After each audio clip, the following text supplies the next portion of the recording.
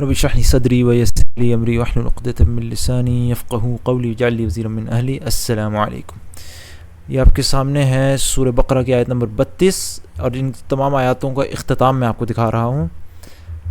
اور حقیقت میں سب کچھ جاننے والا اور سمجھنے والا آپ کے سوا کوئی نہیں، یعنی اللہ کے سوا جاننے والا، علیم اور حکیم. اسی طریقے سے سورہ نساء کی آیت نمبر 36 واللہ علیم حکیم، اور وہ علیم بھی ہے اور دانا بھی، ٹھیک ہے، علم والا بھی حکمت والا بھی.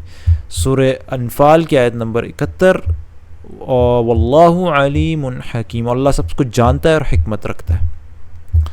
اسی طریقے سے سورہ یوسف کی آیت نمبر 6 ان ربک علیم حکیم، تیرا رب علیم و حکیم ہے. اور فائنلی سورۃ المائدہ کی آیت نمبر 18 واللہ علیم حکیم، علیم اور حکیم اور علیم و حکیم ہے. اچھا، یہ تھی تمام آیات جہاں پہ اللہ سبحانہ وتعالیٰ کیا ہیں، جاننے والے، علم پہلے پھر حکمت، علیم حکیم، علیم حکیم، پہلے علم پھر حکمت، پہلے علم علیم اور دانا، پہلے علم پھر حکمت، جانتا ہے اور حکمت ہے، جانتا ہے، علیم ہے، حکیم ہے، علیم ہے، حکیم اللہ تعالیٰ. جبکہ ان آیت میں جو میں آپ کو دکھانے والا ہوں، یہ آیت نمبر سورہ انعام کی آیت نمبر 139، یہاں پہ اللہ سبحانہ وتعالیٰ انہ حکیم علیم، وہ حکیم ہے اور سب باتوں کو اس سے کی اس کو خبر ہے، یعنی علم ہے. اور اس میں سورہ انعام کی آیت نمبر 128 میں بے شک تمہارا رب دانا، پہلے حکیم پھر علیم، حکیم علیم. اور آخر میں یہ دکھا رہا ہوں سورہ زخرف کی آیت نمبر 84 وہو الحکیم العلیم، وہی حکیم علیم. اچھا، آپ نے دیکھ لیا، سمپل سی بات ہے. پہلی 5 آیتوں میں پہلے اللہ تعالیٰ علیم تھا، پھر حکیم تھا، پہلے علم والا تھا، پھر بعد میں حکمت والا تھا. جبکہ باقی آخری 3 آیتوں میں پہلے اللہ حکمت والا ذکر کیا گیا، پھر علم والا، حکیم العلیم. کیوں ہے ایسا؟ سمپل اس کا جواب ہے کانٹیکسٹ، سیاق و سباق. جن آیتوں میں اللہ تعالیٰ کو پہلے علم والا کہا گیا ہے، وہاں پہ کوئی علم کی بات پہلے ہو رہی. جن میں اللہ سبحانہ وتعالیٰ کو پہلے حکیم کہا گیا ہے، ان میں کوئی نہ کوئی حکمت سے مراد جو حکیم ہوتا ہے، یا تو حکمت کی بات ہے، یا اللہ کے حکم کی، یعنی کہ اللہ تعالیٰ بادشاہ ہے، چھایا ہوا ہے، یا کچھ جزا سزا دے رہا ہے ایز بادشاہ، ایک حکم اپنا لگا رہا ہے. تو آپ دیکھ لیں یہاں پہ پہلے علم والی آیتوں کو دیکھ لیتے ہیں. انہوں نے عرض کیا اعوذ باللہ من الشیطان الرجیم سبحانک لا علم لنا، عرض کیا نقص سے پاک ہے آپ ہی کی ذات ہے، ہم تو بس اتنا ہی علم رکھتے ہیں جتنا آپ نے ہم کو دیا. علم کا سیاق و سباق پہلے علیم. اسی طریقے سے سورہ نساء میں اللہ چاہتا ہے کہ تم پر ان طریقوں کو واضح کرنے والا علم والا ہوتا ہے. سورہ انفال کی آیت نمبر 71 لیکن اگر وہ تیرے ساتھ خیانت کا ارادہ رکھتے ہیں، ارادہ دل کی حالت ہوتی ہے، وہ علیم جانتا ہے. اسی طریقے سے سورہ یونس کی آیت نمبر 6 وَكَذَلِكَ يَجْتَبِيكَ رَبُّكَ آیت چلتی ہے، اور تیرا رب منتخب کرے گا اور تجھے باتوں کی تہ تک پہنچنا سکھائے گا علم کی بات. اسی طریقے سے سورہ مائدہ میں دیکھ لیں، اور اللہ تعالیٰ تمہیں صاف صاف ہدایت دیتا ہے، ہدایت دینے والا علم والا ہوتا ہے. اس سے اب آ جائیں حکمت میں، جہاں پہ حکیم پہلے کہا گیا، وہاں پہ کانٹیکسٹ یا تو اللہ تعالیٰ حکمت کی کوئی بات کر رہا ہے، یا اللہ تعالیٰ حاکم ہے، جزا سزا کی بات کر رہا ہے. یہاں پہ دیکھ لیں، اللہ ان کا بدلہ اللہ انہیں دے گا، یعنی حاکم ہو کے بدلہ دے گا، یعنی حکیم ہے. اسی طریقے سے یہاں پہ اللہ فرمائے گا اچھا اب آگ تمہارا ٹھکانہ ہے، یعنی حکم اللہ تعالیٰ کہ اب آگ تمہارا ٹھکانہ ہے، لہٰذا اللہ یہاں پہ حکیم ہے، پھر علیم. اور اسی طریقے سے آخری آیت دیکھ لیں، وہی آسمان میں بھی خدا حکم اپنا حاکم ہے، اور زمین میں بھی خدا ہے، وہی حکیم اور علیم ہے. سبحان اللہ.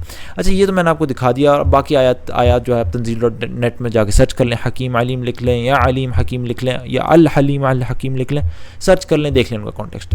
پورا قرآن، اب آپ کو میں کیا بتانے لگا ہوں، پورے کا پورا قرآن، سبحان اللہ، مختلف صورتیں، سورہ بقرہ، سورہ النساء، سورہ انفال، سورہ یوسف، آپ نے دیکھا مختلف قرآن تقریباً 23 سال کے عرصے میں نازل ہوا. کوئی آیت کدھر ہمیشہ کانٹیکسٹ کے مطابق بات ہے، کبھی غلطی نہیں. اور یہ صرف ایک الفاظ ہے، تمام الفاظ ایک ایک لفظ میں آپ کو دکھاؤں گا، یہاں تک کہ آپ کو یقین ہو جائے گا کہ ایک ایک لفظ اپنے کانٹیکسٹ میں. یہ کیسے ممکن ہے؟ صرف ممکنات کی بات نہیں ہے، اتنے سارے الفاظوں کو اپنے کانٹیکسٹ میں رکھنا اور پھر یہ سارے ایک ایک لفظ قرآن کا اپنے کانٹیکسٹ میں، اس کے بعد یہ ایک معجزہ، اس کے علاوہ باقی لوگوں معجزے، اس کے بعد نیومیریکل، عددی، سائنسی معجزے. یہ اس میں ممکنات کی بات ہی نہیں، پاسبلٹیز کی بات نہیں ہے، امپاسبل ہے. امپاسبل ہے، میں آپ کو بتا دوں اس طریقے سے کرنا. یہ ہم لوگ سمجھ بیٹھیں کہ شاید اس طرح ممکن ہے، امپاسبل ہے کتاب لکھنا اس طریقے سے.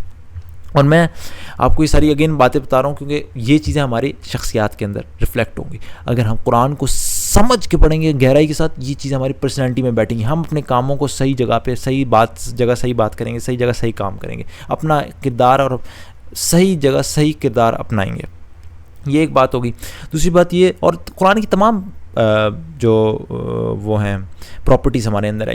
قرآن ہمیں علم سکھائے گا اگر ہم گہرائی کے ساتھ جائیں گے، ہمیں حکمت سکھائے گا، ہمارے اندر کانفیڈنس، اس امت کے اندر کانفیڈنس. میرے خواب ہے کہ پورے امت کا بچہ قرآن کو اس گہرائی کے ساتھ اللہ کا کلام مانے کہ پوری امت اتنی کانفیڈنٹ ہو جائے، اور ایک وقت آئے کہ ہم اس طریقے سے مطلب ایک بھیڑ بکری والے مائنڈ سیٹ سے نکلیں پوری امت، اور پوری دنیا میں یہ اللہ کا دین چھا جائے، ہر لحاظ سے چھا جائے.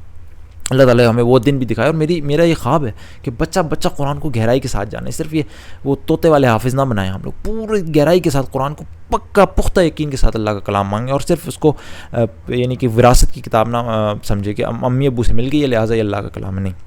دوسری بات مجھے ایک بڑی اچھی زبردست کہانی میرے ذہن میں آئی کہ جب پہلی دفعہ میں نے پڑھا نا یہ بلاغت وغیرہ، اور میں نے جس سے یہ چیزیں سنی تھی نا خوبصورت، وہ اللہ تعالیٰ انہیں جزائے خیر دے، وہ ایک عالم ہے، ان کا نام ہے ڈاکٹر فاضل صالح سامر رائی. ان سے میں نے یہ چیزیں سنی. جب میں نے یہ ساری قرآن کی بلاغت وغیرہ سنی نا، دا ایلوکوینس آف دا قرآن، یقین کریں میرا جو احساس تھا میں آج آپ کو بتاتا ہوں، اتنا سمپل تھا. لیکن مجھے پہلے لگتا تھا ٹھیک ہے ایمان ہے، اللہ ہے، تھوڑے بہت اس کے دلائل وغیرہ ہیں. لیکن جب میں نے بلاغت دیکھی قرآن کی کہ امپاسبل ہے اس طریقے سے کہ لکھنا کہ ایک ایک لفظ اپنی جگہ پہ صحیح ہو، مجھے ایسا لگا کسی نے میرا دل ایک ڈھکنا اس کا کھولا، اندر ایک جیسے پانی کا گلاس ہوتا ہے نا، ایمان کا پورا گلاس انڈیل دیا اور بند کر دیا، ایمان بھر دیا میرے دل کے اندر. اور میں یہی چاہتا ہوں کہ ہماری امت میں بھی اس طرح تمام لوگ اس طریقے سے ایمان لائیں. اللہ تعالیٰ ہمیں توفیق دے کہ ہم لوگ پورے یقین کے ساتھ قرآن کو اللہ کی کتاب مانیں. اللہ تعالیٰ ہمیں یقین والا ایمان عطا فرمائے. سبحانک اللہم و بحمدک، اشہد ان لا الہ الا انت، استغفرک و اتوب الیک.